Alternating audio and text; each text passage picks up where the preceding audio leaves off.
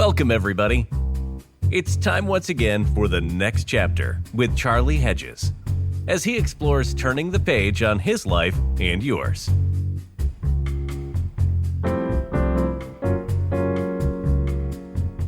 Welcome, friends, to the next chapter with Charlie, where we explore thoughts of understanding the self in light of everyday life.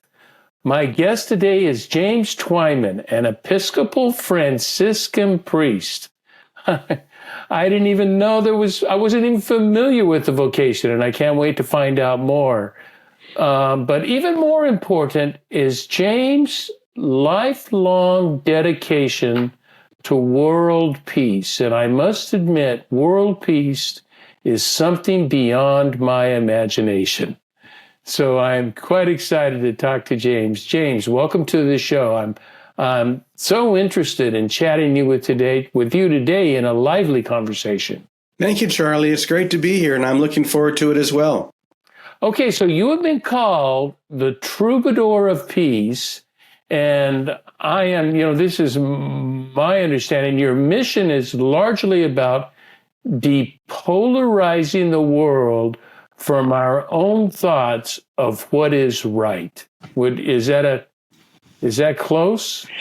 Well, yes. Depolarization, I think, is something that is so needed and required today, because we are probably more polarized around the world, but especially in the U.S., than we ever have been before. And the peace troubadour part goes back a little further. That was something that was given to me about actually 30 years ago. This month is the first time that I performed the peace concert, and ever since then, traveling to countries at war or in conflict to share this music, these prayers, this vision of peace, and trying to get people to see that peace is what we all really want. We may have different ways of going about seeking it or finding it, but if we could realize the simple truth that we are all really wanting the same thing and just cut ourselves some slack and everything else, I think the depolarizing nature of love will bring us back together. Oh, I love that, the depolarizing nature of love. My son will be 33 years old in a couple of weeks, 2 or 3 weeks. And, he's a baseball player, but he's sort of a philosophical baseball player.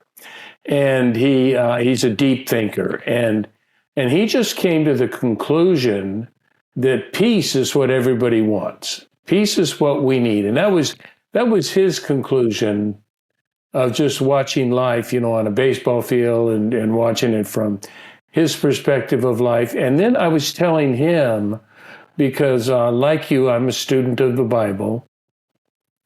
And, peace is so common in the scriptures. And that Jesus' peace is a different kind of peace. It's a whole different kind of peace. We need peace from war. And I think Jesus was talking, certainly there wasn't wars to be talked about then, so that wasn't a current issue. But what do you think, what does peace mean to you? Well, first of all, I would disagree about Jesus in the sense that this is a country that was occupied. Oh, yeah, it was occupied, but there was not a physical war like we're having now. No, it was a physical oppression. Oppression, exactly. Yeah. And to be in a country that is oppressed by a mighty empire, I can't even begin to imagine. And this is why the Jewish people were always expecting a very particular type of Messiah, one that would bring peace through war, that would somehow help the Israelites rise and conquer their oppressors. And yet, Jesus was much more of an upside-down teacher. He taught that we should love our enemies, that we should do good to those who hate us and bless those who curse us. And if you could think about that from the perspective of the Jewish people living in Palestine at that time, hearing that while oppressed by the Roman Empire must have sounded very strange indeed. But once again, everything Jesus taught was the opposite of what we are usually taught in the world. And I think this is very interesting evidence that we're not going to be able to accomplish anything really from the perspective of the mind or the intellect or the ego. It's going to be when we turn everything around, maybe turn it upside down as Jesus did, and realize that not only is peace something that we want, but it's something that is inherent to each one of us. And if I'm willing to lay aside my animosity for everyone, including, say, someone who's oppressing me, a country that maybe is wanting to do battle, or even another person who just thinks differently than me, if I can realize that this person is my brother or my sister, and that we all really want the same thing, then this upside down thinking brings us right side up. That, I think, was the beautiful thing that Jesus taught us 2,000 years ago and is here to teach us today, especially at a time when people are being torn apart by just having different ideas. We have this need to be right, what I like to call the pandemic of being right. I love that phrase, by the way. Yeah, I think it resonates with people. They hear that and think, oh my gosh, is it really so simple as to realizing that I don't have to be right, that me loving you and respecting you and be kind to you even when you disagree with me, that this is an answer that can change the world. In fact, what I like to say is most of the things that I'm talking about today, especially in light of my new book, which I have right here, we'll talk about, I'm sure, I don't know, maybe, I love you, that most of the lessons are lessons that we learned in kindergarten. Be kind, listen, respect one another. These are lessons that we've lost and need to be rediscovered if we in our relationships in our country and in the whole world are going to try and come back together and to have a meaningful relationship and dialogue again. Yeah, the last place I think we want to look for education in how to live life is our educational system. Reading, writing, and arithmetic are not telling us how to deal with our neighbor, how to deal with life, how to deal with the troubles. Those have to come from another inspiration. And I do want to thank you for correcting me, because you are, as a true Franciscan, you're right on. I completely concur. But what peace? What do you think for you? There is a certain peace I have found for me, a certain peace within myself, a peace with who I am, a peace with my identity. I don't require any longer. See, I'm older, I've got a couple years on you. I'm 75. Wow. I don't need others' affirmation of my identity. I've already let that go. Richard Rohr in his book, Falling Upward, that all came with the first half of life, of establishing identity. It was important to establish an identity. That way, I had something to die to. I needed to own that very helpful way of thinking. It was helpful for that time of life, but it is not helpful for leaders of life, for wisdom of life. And I don't need other people's approval. I'm at a place, James, where I don't need to win arguments. I don't get into arguments. When it starts moving into the argumentative phase, I just say, time out, guys. I've lost interest in our conversation. Yeah, we are in the midst of a great dissolve. And that's what this time of life is all about. We are dissolving the very thing that has kept us separate from one another, our identity, how we identify ourselves. And we have to constantly reinforce that. And one of the main ways that we reinforce our identity is by being right. And when we think that we're right, if someone agrees with us, well, then great. They're on our side. They're on our team. But if someone disagrees, and this pandemic is out of control, which it certainly has been, and I'm not talking about the COVID pandemic, I'm talking about the pandemic of being right. And when this becomes such an important thing, then what happens is we form these little tribes of rightness. I will only hang out with people that agree with me. I'm not going to listen to anyone else. And even our social media and many of the things that we rely upon reinforce this. The algorithms that only tell us what we already believe. For example, if I went onto YouTube or anywhere else and was searching for videos that were anti-vaccine, well, the algorithm just figures that's what I want to hear, and it gives me only that. And therefore, it makes it easy for me to say, well, I must be right because everyone I'm listening to agrees with me. Right. But the reason they agree with me is because the algorithms are only giving me that. They're only giving me what I already believe rather than letting me hear other perspectives. So I'll tell you how this book came about, because it's a story in. And I need to talk to you about the title, because the word maybe, I don't know which line it refers to, the former or the latter. So, well, I'll tell you the story, and then it will make sense. So this was toward the beginning of COVID. I was having a discussion with my younger brother. And because he's younger than me, our entire lives, he's been trying to get ahead and prove himself. And so he loves to argue. And we do have different perspectives often. And we were talking about something, though I don't remember what it was. And I have to be honest, it seemed like he was winning. So I said 3 things to him. I said, Kenny, I don't know. Maybe I love you. And he said later, I hate when you do that. How can I keep the argument going when you say things like that?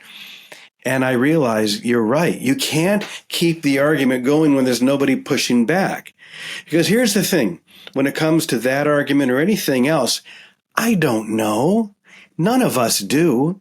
I have my opinion. I have my perspective. But I don't know for sure that my opinion is the correct opinion. So maybe if I listen to you, maybe if I give you some respect, maybe I'll hear something that will help me to go even deeper. But the primary foundation has to always be love and respect. So I don't know, maybe I love you becomes a kind of mantra. And the funny thing is, I said that a couple of times to him, and then I started talking about it at many of the lectures that I was giving. And almost every time people would really connect with it. And a couple of days later, I would hear conversations and people would just throw it into the conversation. Oh, I don't know. Maybe I love you. So I thought, well, maybe I should write it down. But at that point, I had already written 23 books and I wasn't really interested in writing another one. But I was in New Hampshire, actually. I had driven my van all the way from Portland, Oregon to New Hampshire, and I was doing an Eastern tour of a musical, a one-man musical that I wrote and performed on the life of St. Francis of Assisi. And I was having dinner with my friend Walt and his wife, Anne, who actually I just had a Zoom call with right before this interview. Walt and Anne. And we were having dinner, and I didn't know Anne, and I learned during that dinner that Anne owns a publishing company. And we were talking about books, and I said, I have no intention of writing any more books, but if I did, this would be the book I would write. So I told her that story about my brother. And she said, if you write that book, I will publish it. I thought, okay, well, I guess I'm writing the book. So you've got a publisher. Yeah. I mean, it wouldn't have been hard for me to get a publisher because, I've worked with many, but it took someone hearing that and saying, yes, this is something that we need today. So what I did, I went back to, because my van is a little camper van, so I would sleep in my van. And that night I just started writing. The next morning, I went out to a cafe right there in the town of North Conway, New Hampshire, and I saw a man. This is right before the 2024 election, right? So signs are everywhere. Everyone's backing their candidate, and there was a man right in the downtown area of North Conway with his car covered in Trump signs, carrying a sign that said, "Vote Trump or else." I thought, this is where I start. This is someone I can begin with, because I'm not going to agree with him, and he's not going to agree with me. We have different perspectives. So if I can begin to practice this on him, which just means to listen to him, to respect him, to stay in that space of, I don't know, maybe I love you, then maybe something could happen. So I walked out of the cafe and just said hello and asked him a few questions. I think he grokked me immediately as being someone who would have a different political opinion than him. But he also realized that I wasn't trying to convince him of anything. I wasn't trying to tell him he was wrong and that I was right. So he began to relax, and we had a really wonderful discussion. He shared his perspective, and then he asked me to share mine, which I did. And even though at the end, neither one of us had convinced the other that we should change our vote, but we experienced something even deeper. So I started just having these conversations as I went down the East Coast doing my concerts. And then as I drove all the way back to Portland, Oregon, just talking to people and listening to them. And that's what this book is all about. Conversations that can help us receive the tools for what I like to call being depolarizing agents. That's what I think we need. We need a movement of people who are saying, I want to be part of this. I want to help depolarize this very polarized world. Because what we need to do is to come back together, or like we said in the very beginning of the interview, to realize that we have a lot more in common than we have different. You know what's difficult though, James? A lot of people, like your Trump person with all the stickers and with this deep-seated certainty of correctness, there are friends that I've noticed that have that are unwilling, or not necessarily maybe unwilling, but unwilling, and even more importantly, incapable. It's the way I view. If I just take a look at Fox News and CNN, neither one are journalists. They're evangelists. They're preaching a cause, and they have no interest. They have no interest in finding out anything else about the other cause, about the other person's opinion. That is not valuable. And so, you know what word really works for me, that has kept me. And it's a driving word for me. It's not a word that I just said, oh, I need to develop this. It has been an important word my entire life, and that is curiosity. Oh, I'm so glad you said that. I'm just curious. For instance, I'm reading a poet right now. His name is Drew Jackson. And I've met Drew. I've heard him in lecture. I've heard him do presentations. He's a black man, but he doesn't talk about the oppression of the black people. Doesn't talk anything about that. And so when I read his poetry, oh my God, his poetry, he writes from a black man's perspective, and he explained to me, because we have become friends, and he explains to me when he writes poetry, this is his form of self-reflection, self-reflective journaling. He is not very good at reflecting the self except in journaling. And he was journaling conversations with the Gospel of Luke. And he got so vulnerable. I wonder if he even realized he must have realized how vulnerable he got in the oppression that he felt as a black man. And some of there would be points that I might disagree with or don't understand, but instead of disagreeing, you know what my response was? I don't understand. I'm learning. This is different than what I would think, but I took a look at his lifestyle, his upbringing, the way he was raised, everything about it, and his experience. You know, he talks about experience with the white man oppressing him. And it's horrendous. And I just want to understand. What if we came to it? I want to understand. I'm curious. Tell me about what's driving you to this point. Curiosity, as you just said, is one of the first and most important tools that we have in depolarizing. It's the thing that seems to be lacking the most. We just assume someone has a different opinion or a different experience, and we just assume that they're wrong or that there's no way that I can relate to that. But we can relate if we are simply curious, and it comes from asking questions. Yes. Can you tell me more about that? How did you come to that experience? To instead of pushing away, invite someone in.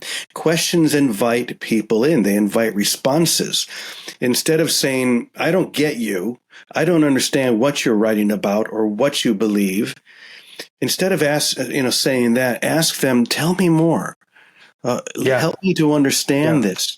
That's what I did with the man there on the streets of North Conway.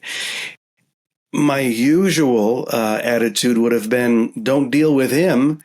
You know, he's kind of crazy. He's out there waving his Trump sign, and he does sound kind of crazy, to tell you the truth. Yeah. From my perspective, it was kind of crazy, and I could have kept him in that box. But instead, I got curious, and I walked over to him and said hello. And I said hello to a lot of other people, some of whom agreed with me, some of whom did not. Another example would be when I was traveling down the East Coast, my very best friend, her name is Vicky, and she lives in New Jersey. You could ask anyone who knows Vicky, and they will tell you that she is probably the most loving, holy person they've ever met. A real saint, truly. Okay. And I was surprised to learn when I got to her house that she is an avid Donald Trump supporter. Okay. It didn't line up for me because my own prejudice was that if you're a good, loving person, you would never support someone like Donald Trump. This is my prejudice. I take full responsibility for it. And instead of saying, Vicky, I can't believe you, I don't want to deal with you, I can't be friends with you, any of these things that are happening so regularly now, instead of saying any of those things, I just got curious. And I said, I'm surprised. Tell me more. Tell me why you think he's a good choice. And she did. And she explained her perspective. And she had a lot of really good points that I had never considered. So me saying, well, maybe there's something I can learn here, opened my perspective, my window a bit more. And our relationship, the love that we share for each other, was never challenged, because that need to be right it would sneak in. Of course, because we're human. It would every now and then I would say, oh my gosh, I can't believe you just said that. That's not true at all. But I would realize what I was saying and come back to that place of neutrality where I'm not here to be right. I'm not here to convince you. I'm here to love you, to have compassion for you. And maybe if we can do that for each other, we're going to break through this time that we seem to be in right now. And by the way, you mentioned St. Francis a couple of times. I like to say that Francis, this is my sweatshirt is for my Franciscan community, Francis and Clare. And Clare. St. Francis and St. Clare obviously lived in Assisi, Italy at the same time. And it was a very similar time to what we're experiencing today. There was great separation, wars, so many things I could tell you. One example would be that by the time Francis died, a quarter of all of Europe were Franciscans. Now, Most of them were. I had no idea the Franciscan order was that large. Yeah. Most of them were third order Franciscans. The third order are the lay people who have families and jobs, Right. who are there to try and live this ideal within the context of their relationships and family. And one of the vows that they would take is to not take up arms. Okay. So the fact that there were so many thousands of people who were taking that vow, these great lords who were raising armies to fight these battles could no longer raise enough people to. And what era was that? An army. Yeah. And the feudal system just kind of evaporated pretty quickly after that. What era was that? I'm sorry? What era was that? So Francis died in 1220. Just 6, I think. 3 years before Bonaventure was born. Yes. Yeah, very good. You know your Franciscan history. I'm big into Bonaventure. Bonaventure's great. Francis and Bonaventure are just huge in my life. Yeah. So we live in a very similar time. And the fact, okay, let me tell you something. In fact, I'm going to ask you a question. It's a very interesting point. This is someone said this, and I want to see if you can guess who. Someone, and this was not it was a while ago, but not a terrible, it wasn't hundreds of years. Oh my God, you're picking an old man with a crappy memory. So You probably won't figure it out, but I love asking people. Now and then someone says the right answer. Here's what they said. If we had had 10 St. Francis of Assisi, we wouldn't have needed a revolution. Any idea? No. A lot of people say Lenin, like John Lennon, and they're not right, but it is Lenin. It was Vladimir Lenin. Vladimir Lenin, really? Yes. The leader of the Bolshevik Revolution. And that was what they were about. That was, it started, the whole deal started from really wonderful motivation, just got, like anything political, got screwed up. Yeah, because we're human. Yeah. But yeah, even Vladimir Lenin recognized that even a small group of fully dedicated people can change the world. Margaret Mead put it best. Never think that a small group of dedicated people can't change the world. The truth is, that's the only thing that ever has. The only thing that ever has. It's always, and to the positive and negative, because to the positive, a small group of people changed the world. I was executive coach to the CEOs of company, and we always realized that the real change agents were middle management, not upper management. It was the middle management who gets stuff done. They're the ones that make the big changes. So it's a small group of people. But now what we have is that we have the loudness of the small group of people, the noise made by the progressive left and the extreme MAGA right. Their noise reverberates and is stronger than the noise of anybody else. And so that's one of the polarizing elements of our country, and the divisiveness comes from the extremes when the majority of us, James, from what I understand, and I'm not a fact checker. I read the news. I read the Free Press and Access News every day. The majority of Americans are right in the middle. We kind of like all agree, and yet this loud noise, and that's they're taking over that small group of people. They're becoming that small group of people that will not agree, and they cause divisiveness. One of the things that I've noticed, especially since COVID, I think so much did change during the COVID pandemic. It was very linear. You had the people on the far, far left. You had people on the far, far right. Okay. And they couldn't have disagreed more. Right. They were always the opposite. What happened during COVID is that straight line started to become more like a circle. And people on the far left were watching many of the same programs and interviews as people on the far right. And they started to say the same things. For example, COVID deniers or vaccine people who are against the vaccine. Right. The far left, the far right were saying the same thing, and yet the voices were getting louder and louder and louder. So what might have been, say, 7 or 8% over here and 7 or 8% over here began to grow to maybe 10, 12, 15%. But even if it was 15% on both sides, that's only 30% total.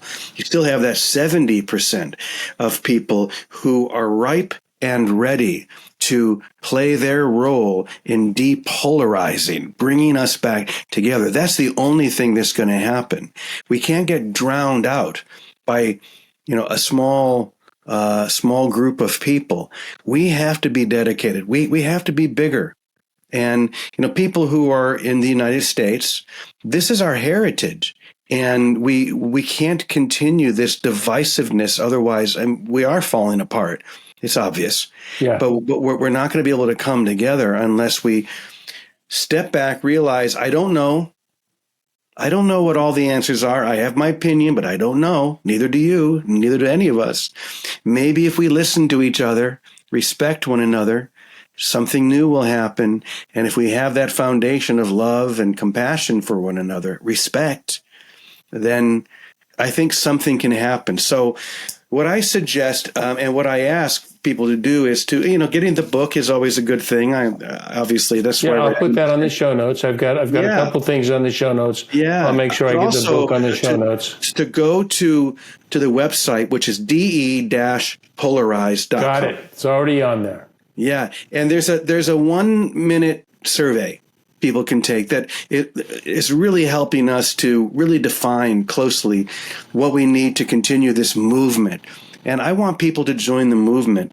Once again, even if it's a small group of people, if we're dedicated to this, then we can work miracles together. You know what's happening for me? I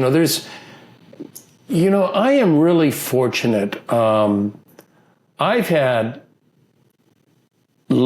a boatload of injury in my life, and 99% of it is self-inflicted.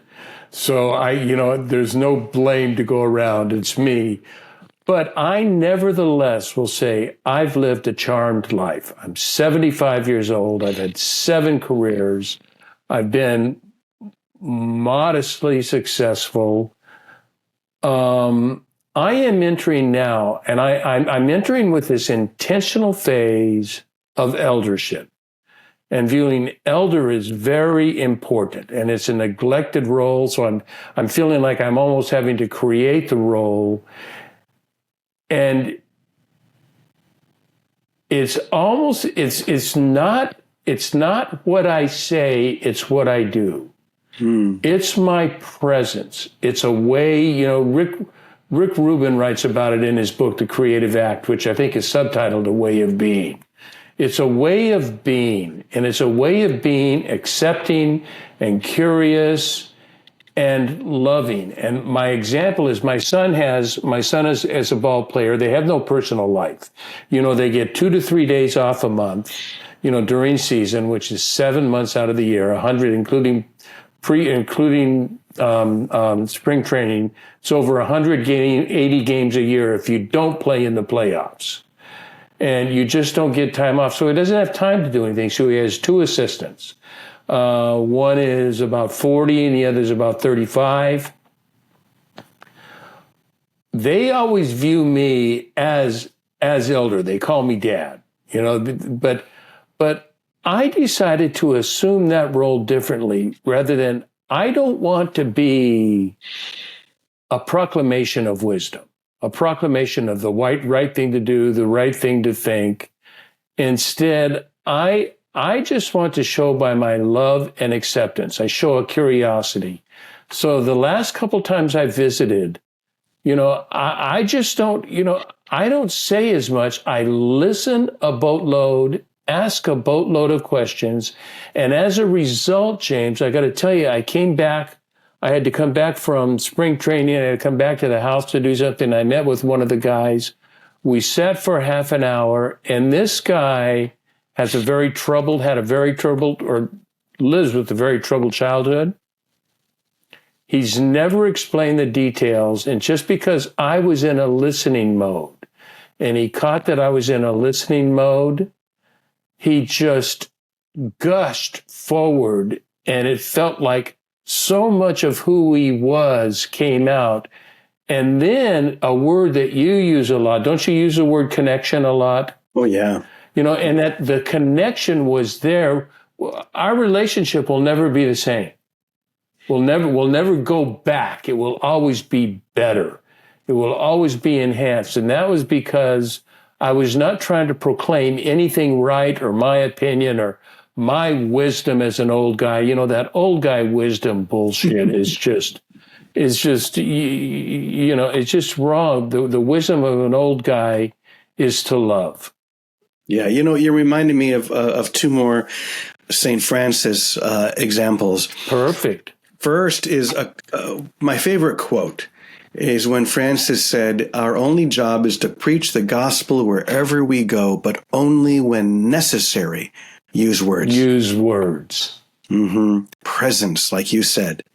And this is how we move people. This is how we grow ourselves, by just being the example, be vibrating, being the frequency, not proclaiming, not trying to convince, or any of the power struggles that we have used in the past, which have never worked.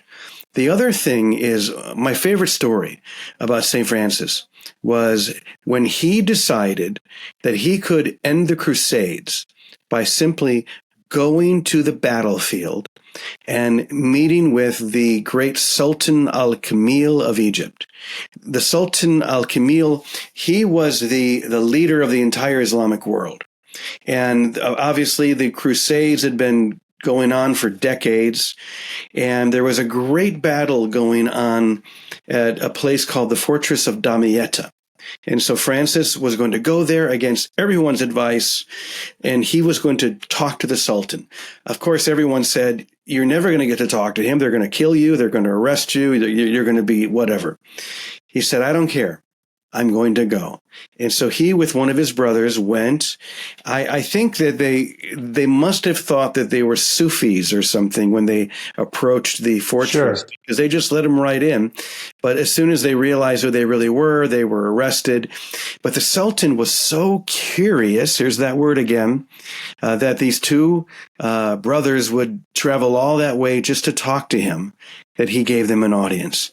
Well, that one talk lasted 2 weeks. Francis and Illuminato stayed there at Damietta for 2 whole weeks, not only with the Sultan, but also with the Sultan's teacher, whose name was the Fakir el-Din el-Farisi, who was the greatest Sufi of that time. So Sufism and Franciscanism are very aligned. Okay, I would say that the Sufis are the Franciscan element of Islam, right? So they've found brothers in each other, and they were lovers of peace.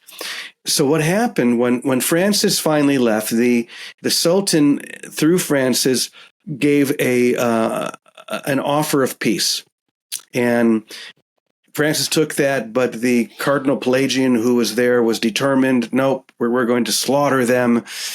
So he didn't accept the peace agreement. What happened then was the Crusaders were approaching the Nile. If they were able to conquer that area and cross the Nile, Egypt would be theirs, and then the Holy Land. So as they approached the Nile, they were in a very low area. The Sultan did something very smart. He opened up the floodgates and flooded the entire lower region where the Crusaders were. And they were trapped there. They couldn't move. They couldn't get their horses or their carts out. And they were there for weeks. And they were starving and beginning to catch diseases. So what did the Sultan do? He could have just sent in his army and slaughtered them all, and the war would have been over. But I believe it's because of the interaction that he had with Francis. He did something very different. He out-Christianed the Christians. He sent his own soldiers in to feed them, to help them. And when they finally got out of this mud, what could they do but turn around and go back to Europe? I think it's a very interesting example. Beautiful example. Isn't it a beautiful story of what can happen when the enemy is no longer seen as the enemy, but when we realize once again that we want the same thing? If that can happen 800 years ago, I really believe it can happen today. You know, I want you to help me here. I was writing about it, you know, knowing that we were going to speak today. I journal daily. And I was writing in my journal today about world peace. And, you know, that's why I even said in our introduction something about even more important is James' lifelong dedication to world peace, something beyond my imagination. Because I don't feel that there's a lot I can do about world peace, about what Charlie Hedges can do in the Orange County bubble about the world of peace. I'm too old to protest. I give money to certain causes, but they're always not peace causes, but they're helping causes. You know, I help people needing water. You know, in Africa, I served in Africa for 7 years for water. What I can do, and I would like to tell me what you think of this. What I can do is I can create, and I love the word presence because that's a big word in my life. I can be a presence in my world, a presence of peace and love, and my gifts are to inspire, influence, and to encourage.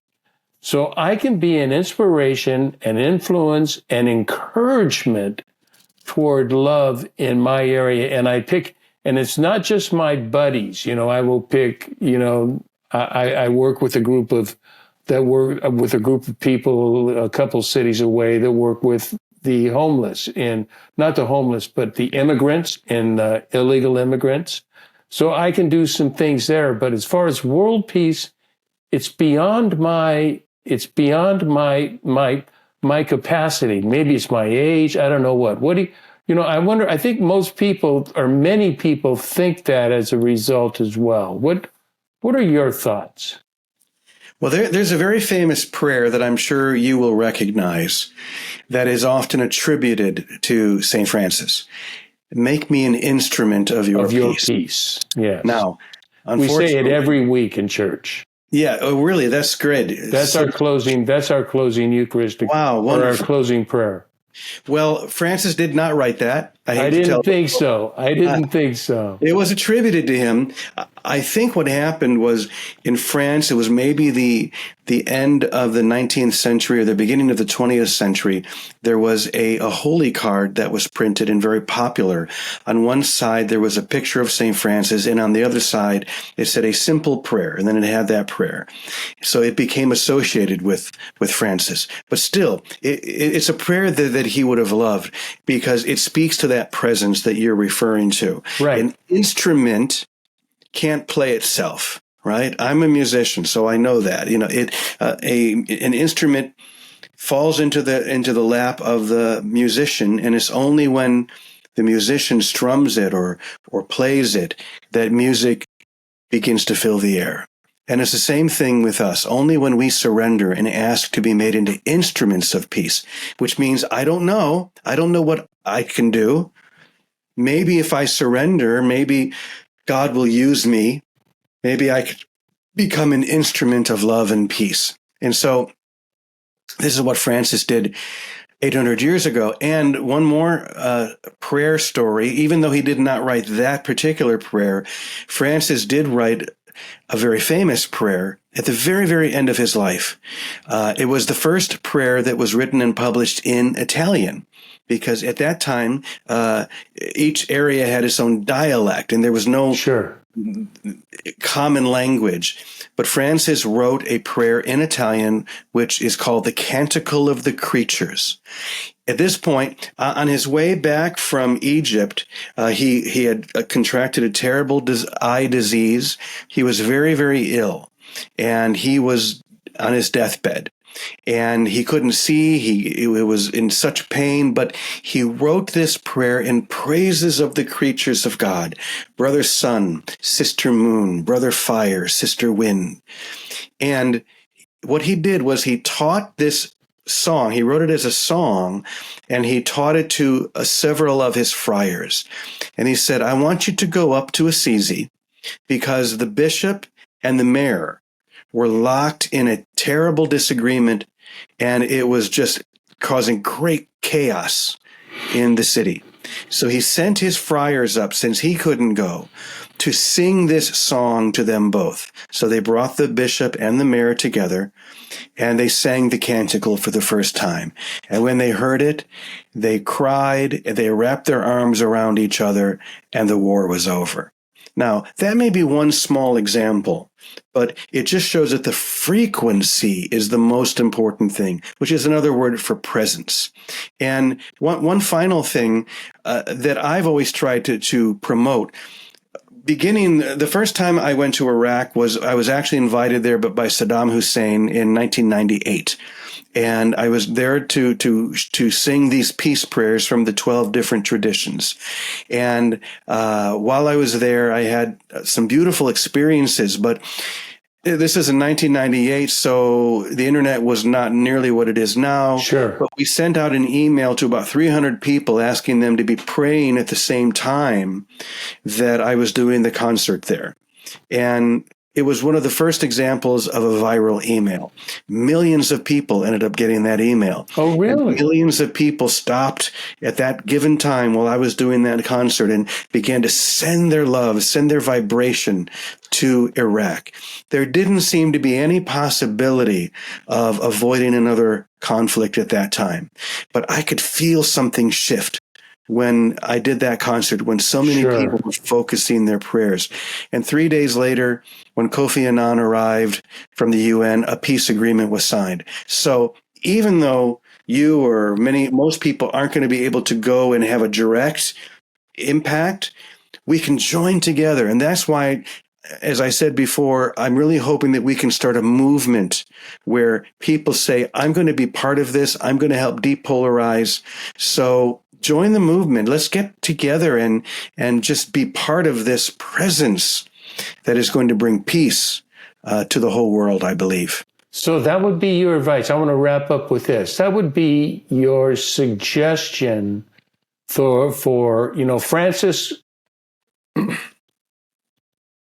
developed and also just sort of, not forced his way in, but moved his way into a lot of places. I mean, he had meetings with the Pope that nobody, he wasn't a priest. He was, what's a priest doing talking to Francis of Assisi? And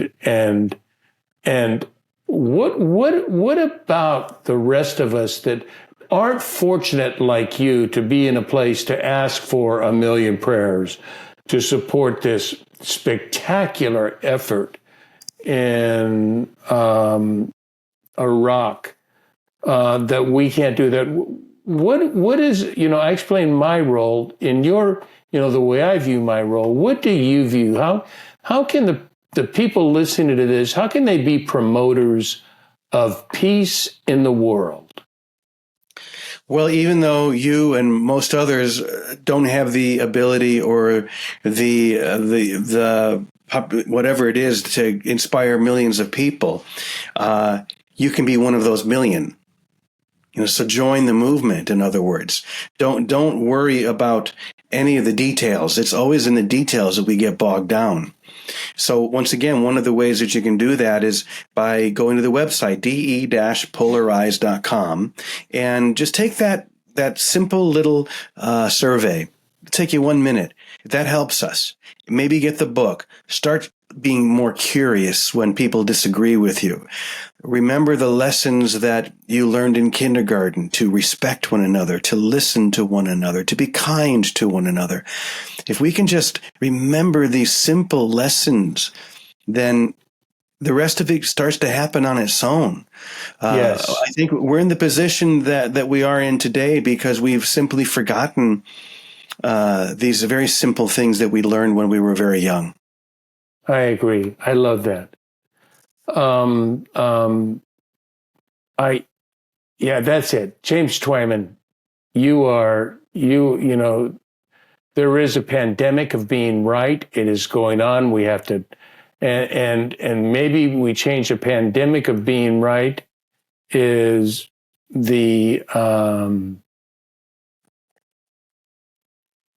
glory of being lovingly curious. Tell me about yourself. Yeah. Tell me more. Ask questions. Be curious.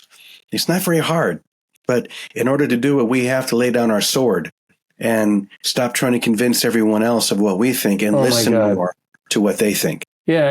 And you know, and a helpful point there, no one cares.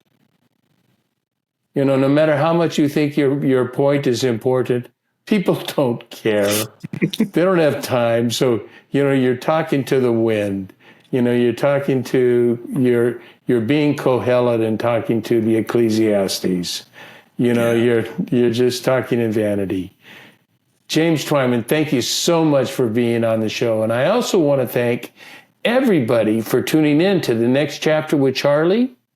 And until next, this is Charlie Hedges signing off. Bye for now.